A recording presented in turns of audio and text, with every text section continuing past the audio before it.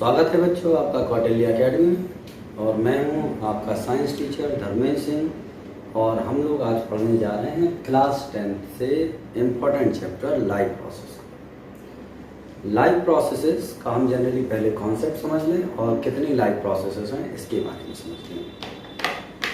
Life processes के बारे में जब आप पढ़ते हैं तो देखिए आपको लाइफ का एक कॉन्सेप्ट है, ability to function is called basically life. कोई भी सिस्टम हो, चाहे वो लिविंग सिस्टम हो या फिर नॉन लिविंग सिस्टम हो, हर सिस्टम में काम करने की एबिलिटी होती है। और अगर काम करने की किसी भी सिस्टम में एबिलिटी है तो ये कहा जाएगा कि उसमें लाइफ है। Any system which loses the ability to function loses life. अगर किसी सिस्टम ने काम करना बंद कर दिया है तो इसका मतलब ये है कि उसने लाइफ होती है, उसमें कोई लाइफ नहीं। तो अब लाइफ हम यहाँ मतलब नॉन लिविंग मटेरियल की लाइफ से मतलब नहीं है, यहाँ मतलब बायोलॉजिकल लाइफ से मतलब है जहाँ सर्टेन प्रोसेसेस उन ऑर्गेनिजम्स में कंप्लीट होती हैं। So all the processes which determines the livingness of the organism are called life processes. वो सारी प्रोसेसेस जो किसी भी एनिमल की लिविंगनेस को डिसाइड करती हैं उन्हें हम क्या कहते हैं? Life processes. लाइफ प्रोसेसेस में हम लोग अगर इससे पढ़ें तो इम्पोर्टेंट प्रोसेस इज न्यूट्रिशन। तो nutrition is a life process which involves the intake of the nutrients, simplification of the nutrients and liberation of the energy so as to carry out the normal functioning of the body is called nutrition। क्या कहते हैं उसे? Nutrition कहते हैं। आपकी भाषा में समझने की कोशिश करते हैं इसको कि न्यूट्रिशन से मतलब क्या होता है। देखिए नॉर्मली जब से जन्म किसी भी व्यक्ति का हुआ होता है या कोई भी एनिमल का जन्म होता है तो जन्म के टाइम पर वो जिस तरह का दिखाई देता है, जन्म के 1 साल 2 साल या 4 साल बाद उसकी निश्चित रूप से कोई ना कोई ग्रोथ होती है, उसके साइज में इंक्रीज होता है। तो साइज में जो इंक्रीज होता है वो किस वजह से होता है? क्योंकि कुछ ना कुछ न्यूट्रिएंट्स या कंपोनेंट्स वो इस्तेमाल करता है अपने एनवायरनमेंट से, वो कंपोनेंट्स उसकी बॉडी में ऐड होती चली जाती हैं in the form of cell, in the form of growth material. तो न्यूट्रिएंट्स जो होते हैं वो क्या करते हैं? बॉडी में जाके लाइफ प्रोसेसेस एग्जीक्यूट करते हैं और ऑर्गेनिज्म को ग्रोथ प्रोवाइड करते हैं। तो now we can decide the process of the nutrition as the process to supplement the nutrients. किसी भी एनिमल में वो प्रोसेस जिससे वो न्यूट्रिएंट्स को गेन करता है in order to obtain growth, जिससे कि उसको क्या मिल सके? ग्रोथ मिल सके।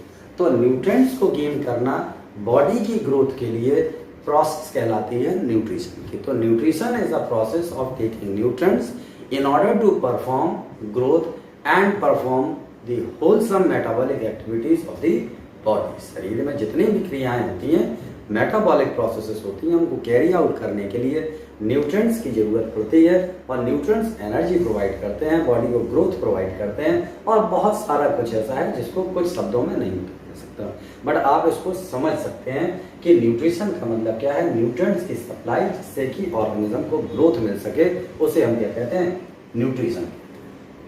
अलग अलग तरह के animal during the course of evolution अलग अलग तरह से मॉडिफाई हुए, उन्होंने अपने आप को बदला है। See biology is nothing but the story of evolution. Bio जब आप पढ़ते हैं तो बायो का मतलब उस स्टोरी से है जो कि एवोल्यूशन की स्टोरी है। So the sense of evolution you will observe everywhere in the life processes and all the life processes and in multiple processes as well. जैसे लाइफ प्रोसेसेस में अगर हम देखें न्यूट्रिशन के ही बारे में कि एवोल्यूशन का सेंस कहाँ देखने को मिलता है, तो दैट इज व्हाट कि अगर हम लोअर वर्ल्ड एनिमल्स में जाके देखते हैं तो process of digestion you will find to be very much simplified and later on whenever you come to the higher kingdom of the living beings you will find much complex and advanced form of the nutrition processes।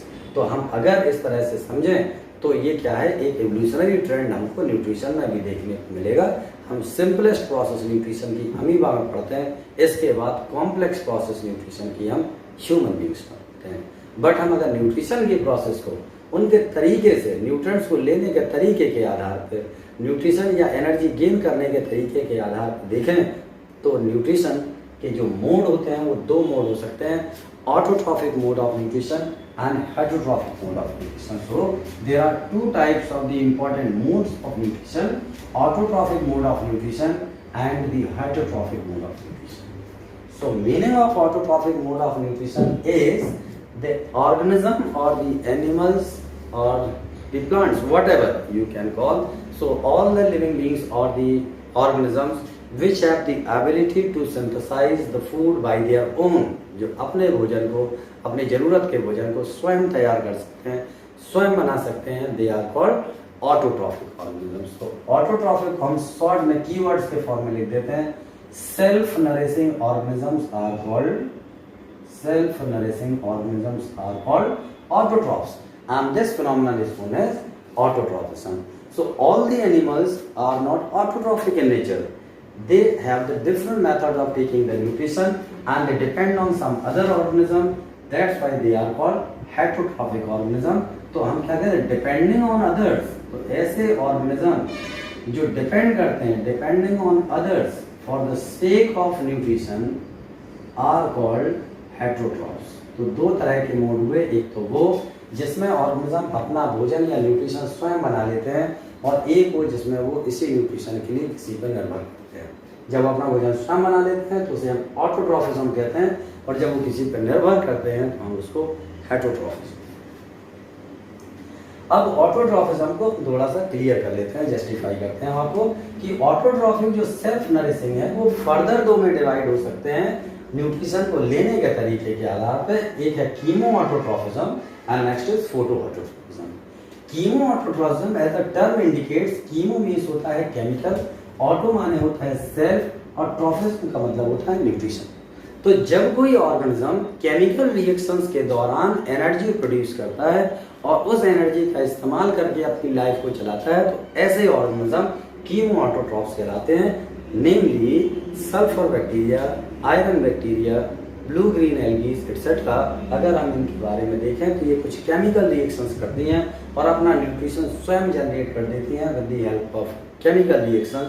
These are called chemoautotrophs. इनको हम क्या कहते हैं, chemo autotrophs कहते हैं. जबकि वो organism जो लाइट के द्वारा, फोटो मीन्स होता है लाइट, ऑटो मीन्स होता है सेल्फ, और ट्रॉफिज्म मतलब होता है न्यूट्रिशन.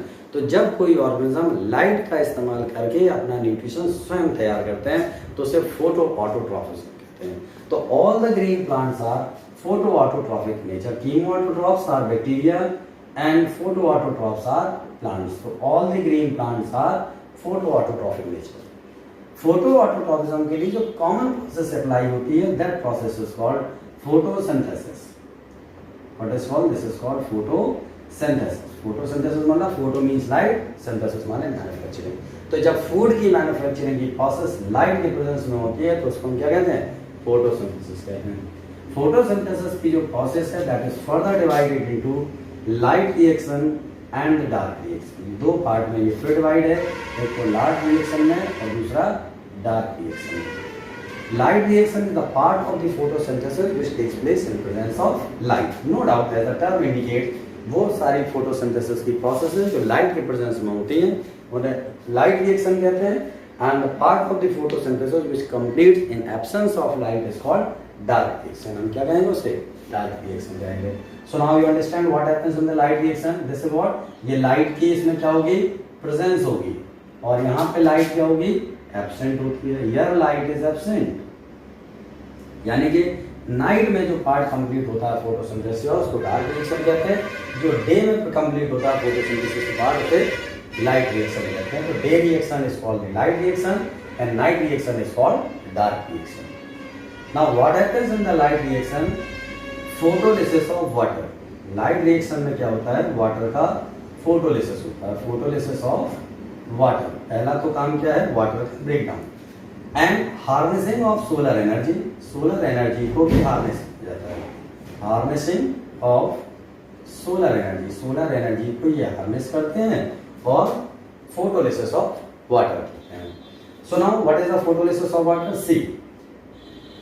फोटोसिंथेसिस की जो प्रोसेस होती है वो होती है क्लोरोप्लास्ट के अंदर.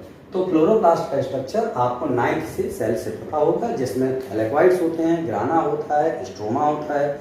तो जो फोटोलिसिस का पार्ट होता है वो ग्राना में जो थैलेक्वाइड्स होते हैं, थैलेक्वाइड्स पे क्वांटासोम, क्वांटासोम पे क्लोरोफिल, क्लोरोफिल इस प्रोसेस को एग्जीक्यूट करता है. ठीक है, रफली हम एक डायग्राम बनाते हैं कि जैसे ये क्लोरोप्लास्ट है, इसमें ऐसे थाली स्थलियों के समान स्ट्रक्चर होते हैं जिन्हें ग्राना कहते हैं। एक यूनिट जो होती है वो थैलेपाइड कहलाती है। थैलेपाइड पे ऐसे ड्रॉपलेट लाइक स्ट्रक्चर्स होते हैं जिनको क्वांटासोम कहते हैं। और क्वांटासोम में क्या होते हैं, क्लोरोफिल होते हैं। ये प्रोसेस जो होती है लाइट रिएक्शन की वो उसी क्लोरोप्लास्ट के थैलेकॉइड्स में या क्वांटासोम में होती है। क्या होगा वहां पर, photolysis of water. So two molecules of water in presence of light changes into two hydrogen ions and the two hydroxyl ion, दो OH चाहिए। These two hydroxyl ion undergo the process of oxidation, give a molecule of water, half oxygen and the two electron. There are certain molecules present into the chloroplast called NADP molecules, which combines with these two hydrogen ions and these two electrons and forms NADP2H. NADP2H stands for nicotinamide adenine dinucleotide. This is what the reduced form of the energy. ये क्या है, ये cell के chloroplast की assimilatory power कहलाती है। This is called the assimilatory power. So now what happens in the photolysis of water? Water का breakdown होगा, NADP2H मॉलिक्यूल का फॉर्मेशन होगा जिसमें सन की एनर्जी, जिसको हम H न्यू से डिनोट करते हैं, this is stored in NADP2H molecule. Sun की एनर्जी किसमें स्टोर हो गई, NADP2H मॉलिक्यूल में स्टोर हो जाती है। This is what happens in light reaction. Now in dark reaction what happens, fixation of carbon dioxide. क्या होता है, फिक्सेशन ऑफ कार्बन डाइऑक्साइड। तो यहाँ पे क्या है, वाटर का यूटिलाइजेशन, यहाँ पे क्या है, कार्बन डाइऑक्साइड यूटिलाइजेशन। क्यों, क्योंकि फोटोसिंथेसिस की प्रोसेस में क्या होता है कि 6 molecule of carbon dioxide with the 12 molecule of water changes into C6H12O6, a 6 molecule of oxygen and 6 molecule of water. तो वाटर का जो कंपोनेंट है वो फोटोसिंथेसिस की प्रोसेस में कहाँ इस्तेमाल होता है, लाइट रिएक्शन में। और डार्क रिएक्शन में क्या इस्तेमाल होगा, ये कार्बन डाइऑक्साइड। तो photosynthesis is not single step process, it is a multi step process. ये कई स्टेप की प्रोसेस होती है। तो डार्क रिएक्शन में कार्बन डाइऑक्साइड का फिक्सेशन होता है और लाइट रिएक्शन में वाटर का ब्रेकडाउन होता है। यानी कि photolysis of water takes place in light reaction and carbon dioxide का फिक्सेशन डार्क रिएक्शन। तो दिस कार्बन डाइऑक्साइड यानी कि 6 molecule of carbon dioxide utilizing this assimilatory power NADP2H, तो इसके हाइड्रोजन और ये कार्बन डाइऑक्साइड मिलके C6H12O6 ग्लूकोज का फॉर्मेशन करते हैं by the process of Calvin